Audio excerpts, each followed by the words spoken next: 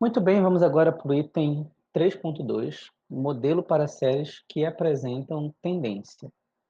Originalmente, se você for ver lá no conteúdo programático, eu estava escrevendo modelos, né, para série, mas na verdade é só um modelo que a gente vai ver, então não faz muito sentido eu colocar isso no plural, que no geral é o modelo de Holt, tá? O modelo de Holt, ele é muito prático, mas se você sabe usar o modelo de Holt-Winters, meio que engloba, tá? Então, a gente usa o modelo de Holt quando você já sabe que não há uma sazonalidade nos dados. Então, se os dados só têm tendência, então é mais prático usar Holt, porque ele é mais leve do que o modelo de Holt-Winters. Embora o modelo de Holt-Winters seja mais completo, ele também é mais pesado. Então, vamos lá. Vamos entender como é que funciona a modelagem por suavização exponencial. A ideia geral é muito parecida com o que nós estávamos falando em relação a médias móveis simples. Você vai ter uma equação recursiva, não médias móveis simples, mas no caso da suavização exponencial simples. Você vai ter uma equação recursiva que vai ser utilizada para estimar uma das componentes. Anteriormente, nós estávamos tentando modelar séries que não tinham tendência, não tinham sazonalidade, tinha uma função mais ou menos constante, uma função que variava suavemente, né? Então, nós tínhamos um estimador para isso.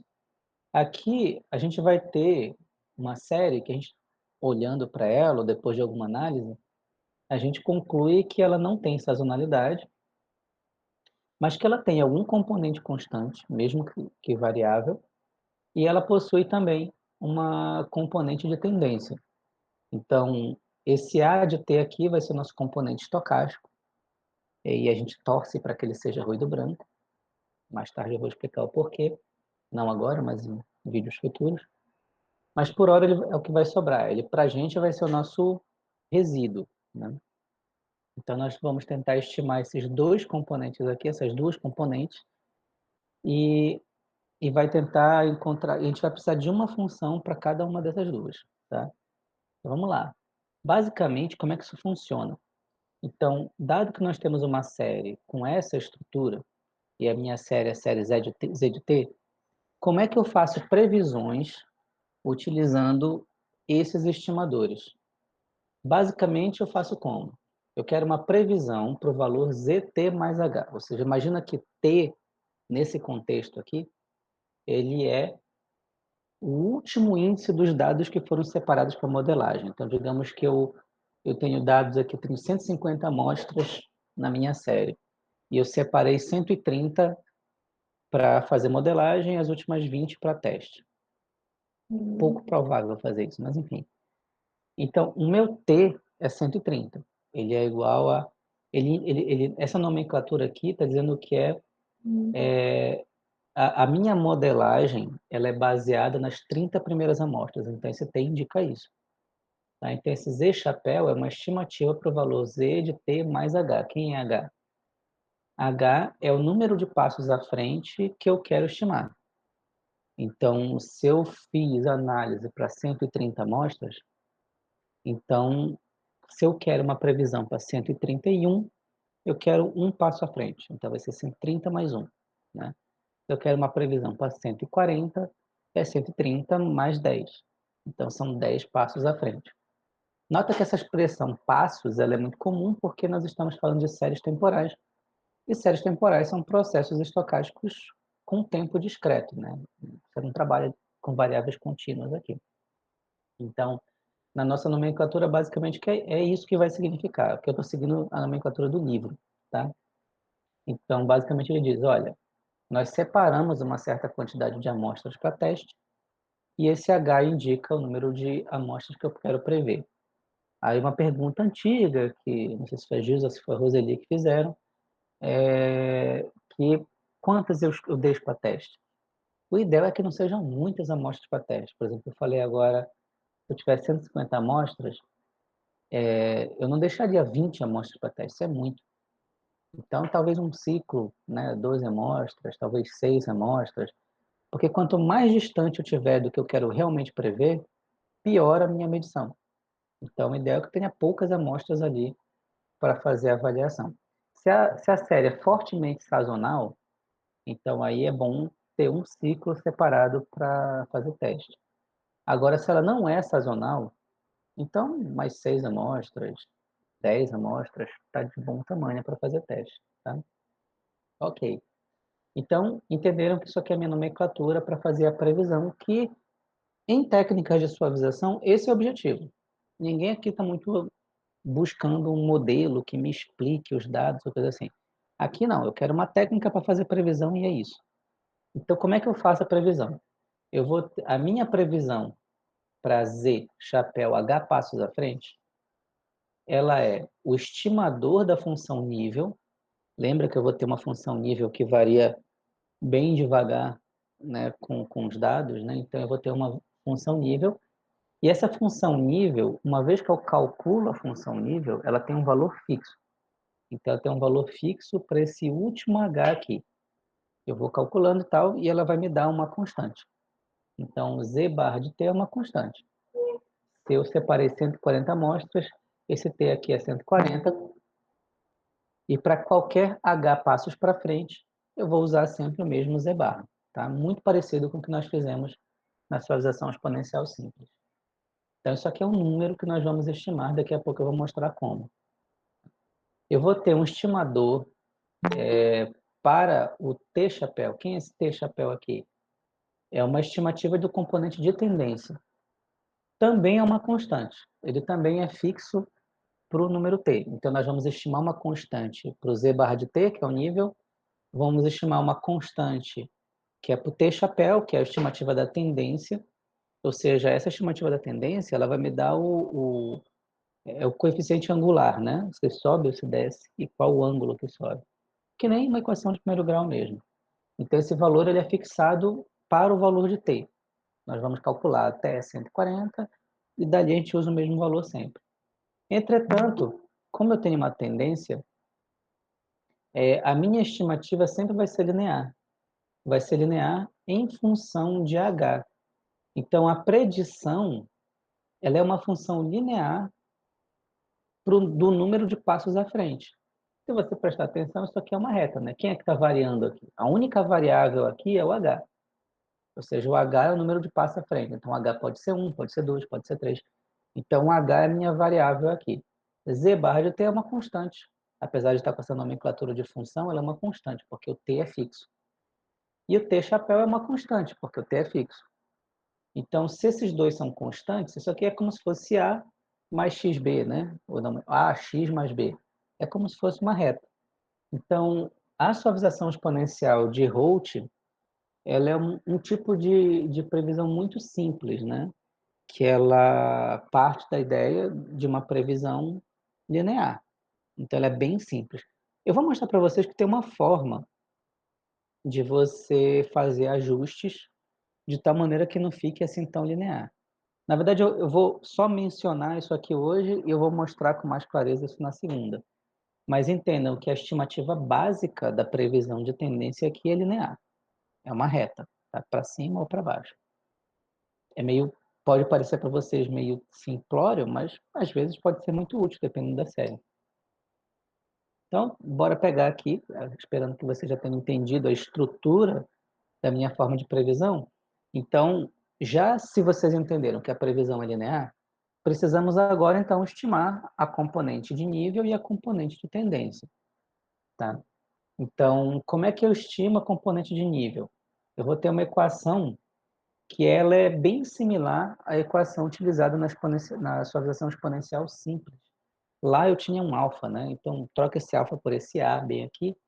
Então, o meu estimador de, de tendência não, de nível, vai ser esse Z barra aqui, tá?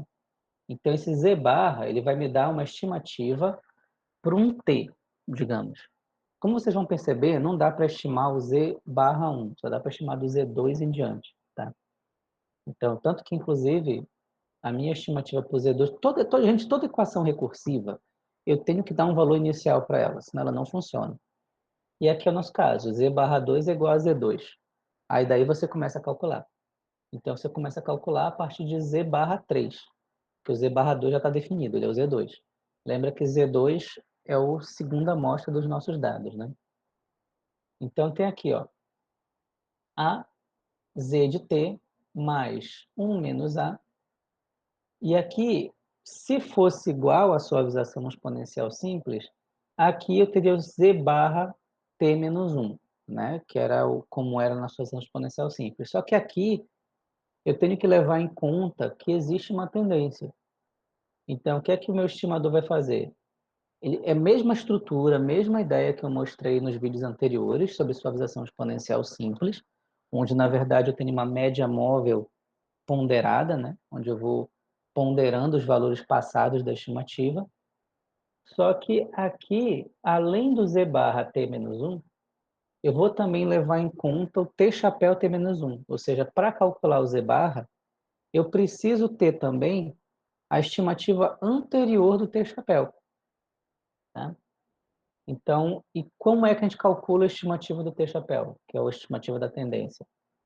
Então, é assim, a gente vai ter uma expressão de suavização para a tendência, que é muito similar. É também uma equação recursiva que depende de uma constante C. Repare que a estimativa do Z barra também depende de uma constante.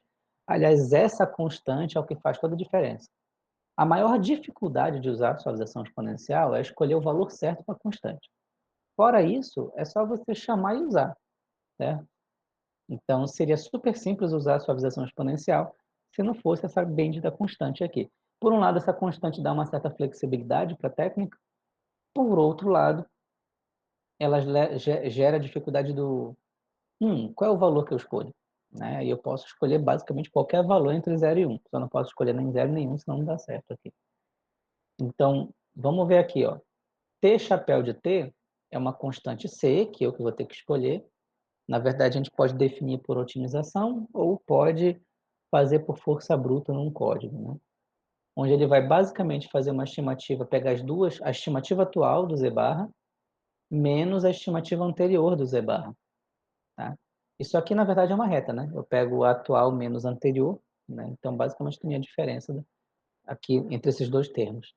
Mais 1 menos C, que é o complemento na lado do C, T chapéu T menos 1, ou seja, o T chapéu também precisa da estimativa anterior dele mesmo. Por isso que ele é recursivo. Então, como ele é recursivo, ele vai partir do T chapéu 2, Z2 menos Z1. Né? O que precisa entender é que A e C são as chamadas constantes de suavização. Mas a verdade é que vocês só vão entender isso de verdade se vocês virem um exemplo. Não tem muito jeito. Que é entender como é que funciona a dinâmica dessas duas equações. Tá? Basicamente, elas funcionam da mesma maneira como funciona qualquer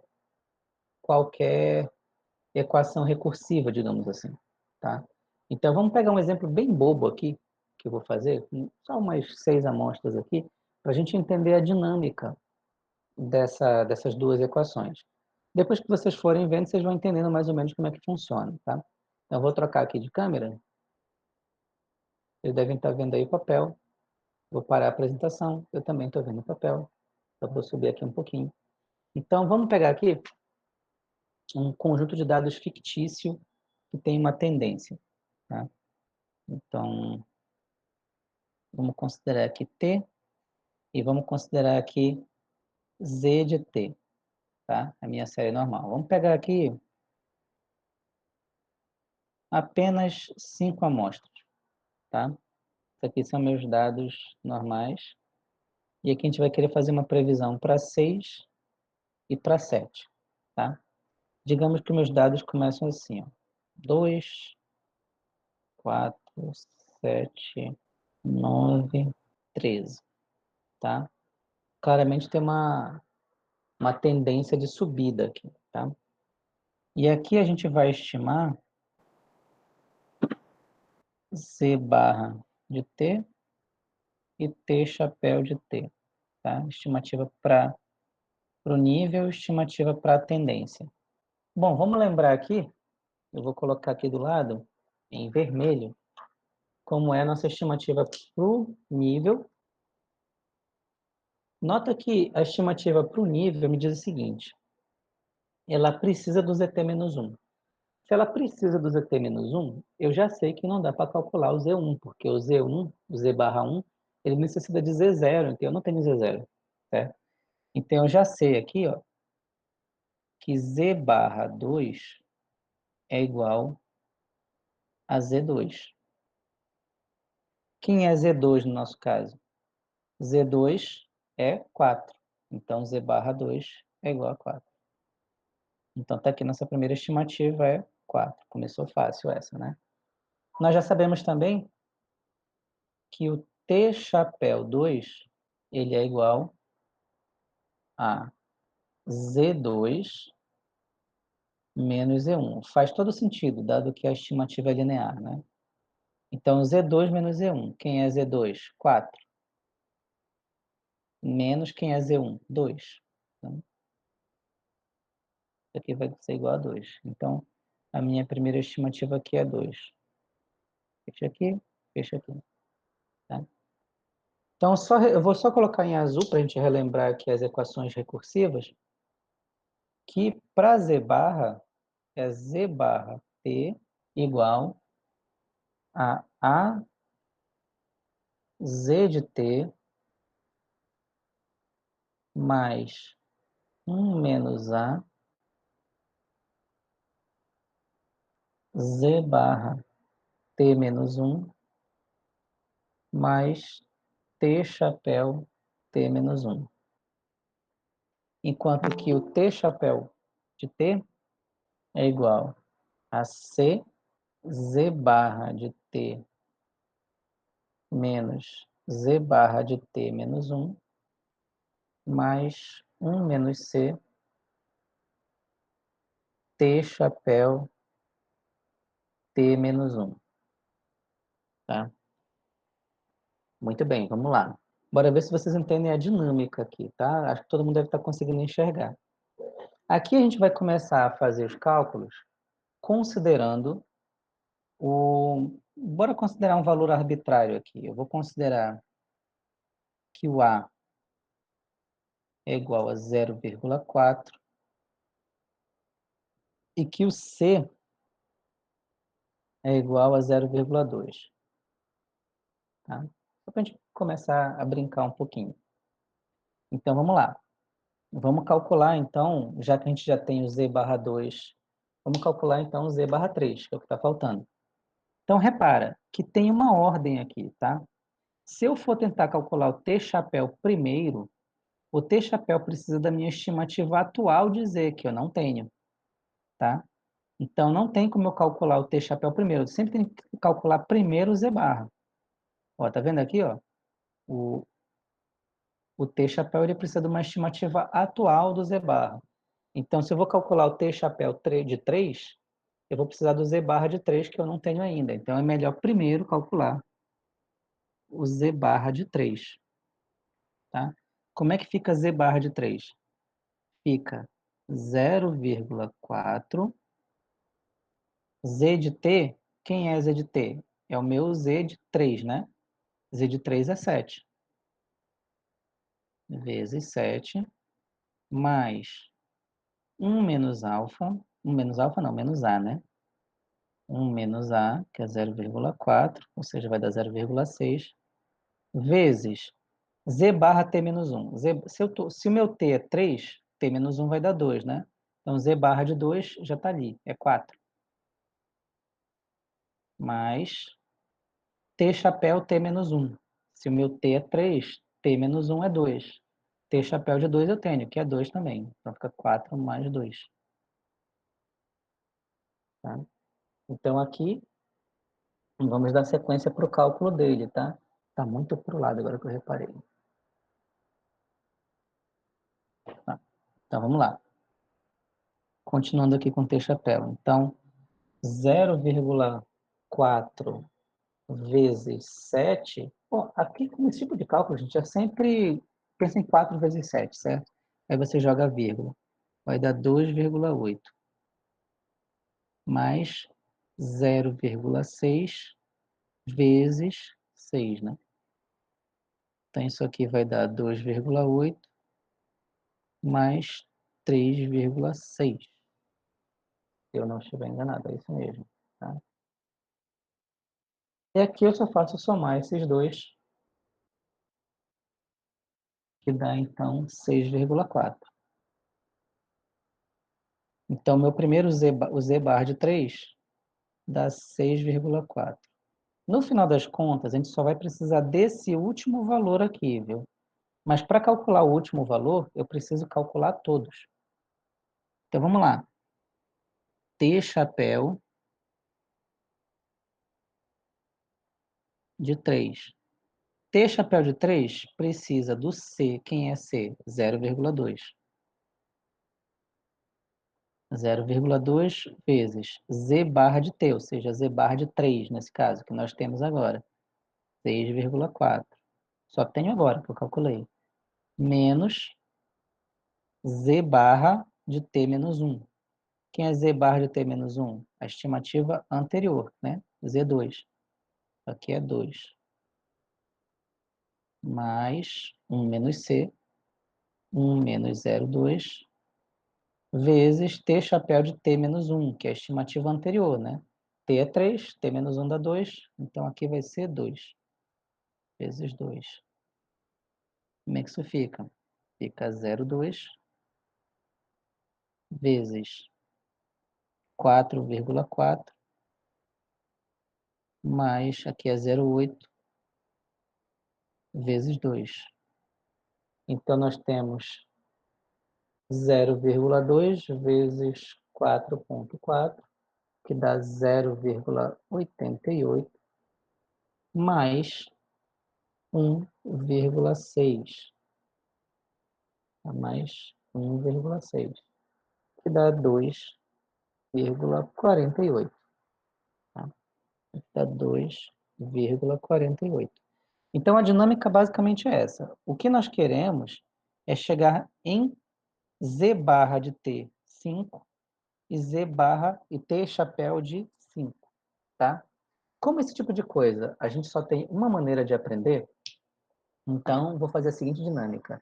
Para quem está em casa, eu vou parar o vídeo agora e você vai tentar fazer para o 4 e para o 5. Para quem está aqui nesse exato momento, eu vou dar para vocês 10 minutinhos, o que eu acho muito, para vocês pegarem a dinâmica e tentarem reproduzir, tá bom?